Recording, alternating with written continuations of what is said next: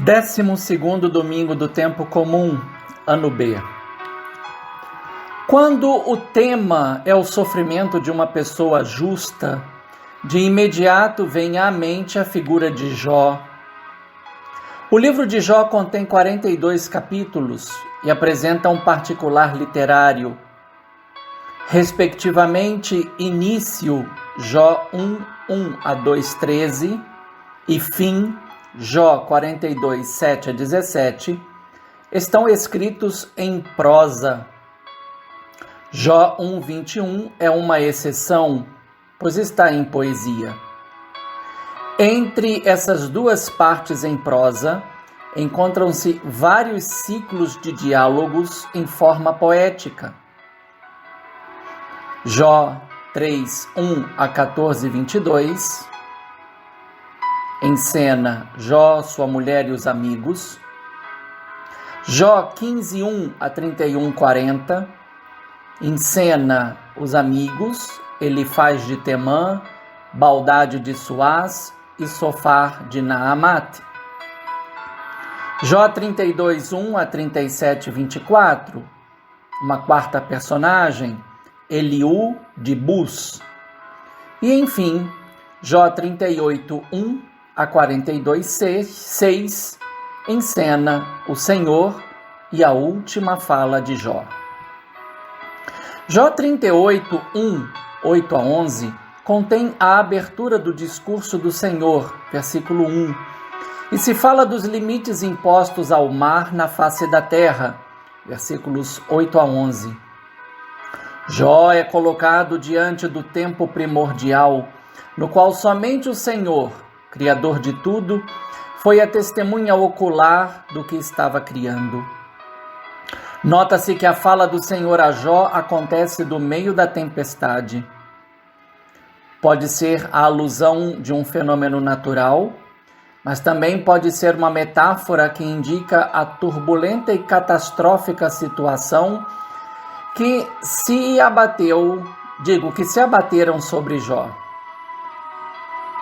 O mesmo sentido pode ser encontrado no Salmo 106, pois diante das tempestades o Senhor se revelou auxílio e mostrou que nem sempre a perícia do ser humano é capaz de tirá-lo de certas situações de morte.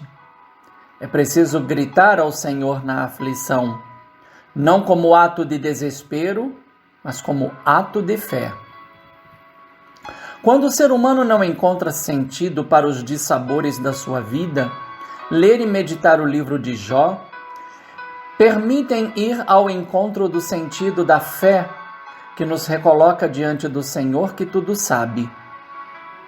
Viver dessa certeza, por sua vez, alimenta a esperança de que nenhuma tribulação é definitiva, mas pode ser muito pedagógica para a vida, trazendo-lhe um renovado sentido e uma nova perspectiva frente ao que, até o momento, se estava experimentando. Para o cristão, Jó prefigura o Senhor Jesus, que pela total obediência a Deus e à sua vontade, aceitou sofrer por amor e libertar o ser humano. 2 Coríntios 5, 14 a 17 faz parte do contexto em que Paulo evoca certos episódios ocorridos na sua vida e que reencaminharam a sua missão, conforme 2 Coríntios 1, 12 a 7, 16. Subjaz a fala de Paulo a certeza de que Jesus é o Cristo e que o seu mistério pascal foi prova de amor. Paulo sabe que a morte, naturalmente, é algo inevitável ao ser humano, mas busca ponderar com os fiéis de Corinto que o viver em Cristo, pela fé, feita nova criatura pelo batismo, é a condição indispensável para se morrer em Cristo.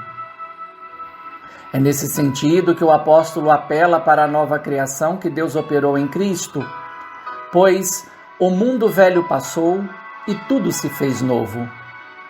Aceitar viver dessa nova condição se torna fonte de reconciliação, pois o amor de Deus revelado em Jesus Cristo manifestou a sua justiça como infinita misericórdia.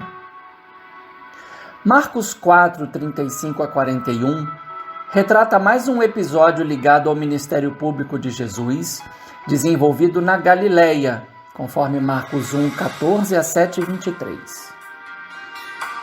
A atenção a certos particulares pode ajudar muito na compreensão. Há um tempo, ao cair da tarde, há uma decisão de Jesus dada a seus discípulos: vamos para outra margem. Há uma ação prévia dos discípulos com relação à multidão e ao próprio Jesus. Eles despediram a multidão e levaram Jesus consigo, assim como estava na barca. Há uma notícia complementar. Havia ainda outras barcas com ele. Chama a atenção a referência no singular, com ele, que, por certo, é uma referência não apenas a Jesus, mas à unidade de intenção das barcas que indicam as diversas comunidades de fé, pois a barca é símbolo da igreja. É nesse contexto que surge o elemento complicador, a forte tempestade e as ondas que investem furiosamente sobre a barca. Pode-se pensar nas diversas perseguições.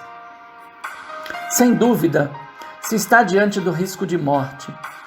Permanece, porém, uma questão. Onde estava a perícia dos discípulos pescadores, Pedro e André, Tiago e João? No lugar de alguma tentativa dos peritos, há uma notícia que parece desconcertante com a situação. Jesus estava na parte de trás, dormindo sobre um travesseiro.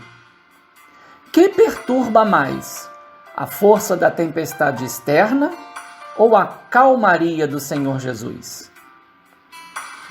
A atitude dos discípulos e a questão fazem lembrar tanto a fala do Senhor, a Jó, como o Salmo 106. Os discípulos o acordaram e disseram: Mestre, estamos perecendo e tu não te importas? Quando o possível do ser humano desaparece, o Senhor do impossível se revela e toma as devidas atitudes. Ele se levantou e ordenou ao vento e ao mar: silêncio, cala-te. Nota-se claramente uma relação entre causa e efeito. O vento cessou e houve uma grande calmaria. Jesus podia ter voltado a dormir sobre o seu travesseiro, mas ao invés disso, não deixou de questionar os discípulos, revelando o que estava no íntimo deles e qual era a sua razão. Por que sois tão medrosos? Ainda não tendes fé? Esqueceram quem estava dentro da barca. Parece que se pode contrapor ao que foi dito acima e distinguir. Enquanto o grito dos marinheiros no Salmo 106 foi um ato de fé, o grito dos discípulos foi um ato de desespero. Por isso a crítica feita por Jesus a eles. Ao invés de refletirem sobre as duas questões, manifestaram o pavor por outra tempestade que não se desencadeou no mar, mas ela já estava o tempo todo dentro do barco e bem calma sobre o travesseiro. Eles sentiram um grande medo e diziam uns aos outros: quem é este a quem o vento e o mar obedecem? É possível notar que esta pergunta também envia diretamente ao diálogo do Senhor com Jó e à experiência dos marinheiros no Salmo 106. Pois colocar-se diante de Deus é abrir-se sem reservas ao seu mistério e ao seu infinito amor. Isso confirma 2 Coríntios 5, 14 a 17. A resposta para a pergunta dos discípulos, espantados pela lógica da narrativa do Evangelho de Marcos, ocorrerá em dois momentos. Por primeiro, na profissão de fé que brota nos lábios de Pedro, em Marcos 8, 27 a 30. Tu és o Cristo. Depois, na profissão de fé que brota nos lábios do centurião executor da crucifixão de Jesus, em Marcos 15, 39. Este homem verdadeiramente era filho de Deus. Chega-se assim ao núcleo das leituras e pode ser colocado em forma de pergunta. A fé em Deus tem sido critério diferenciador diante das dores, dos sofrimentos e das adversidades aos quais cotidianamente estamos expostos? Se a tendência humana é se ver livre de tudo o que incomoda, a lógica usada na pedagogia divina é ensinar ao ser humano o caminho da libertação pelo aprendizado através de todas essas situações. Foi o que aconteceu com Jó, com os marinheiros, com os cristãos de Corinto, com os discípulos, e é assim que acontece igualmente conosco. Então, se admitirmos essa verdade, podemos repetir sem titubear com o salmista: dai graças ao Senhor porque Ele é bom, porque eterna é a sua misericórdia. Bom e santo domingo no Senhor. Um fraterno abraço, Padre Leonardo Agostini.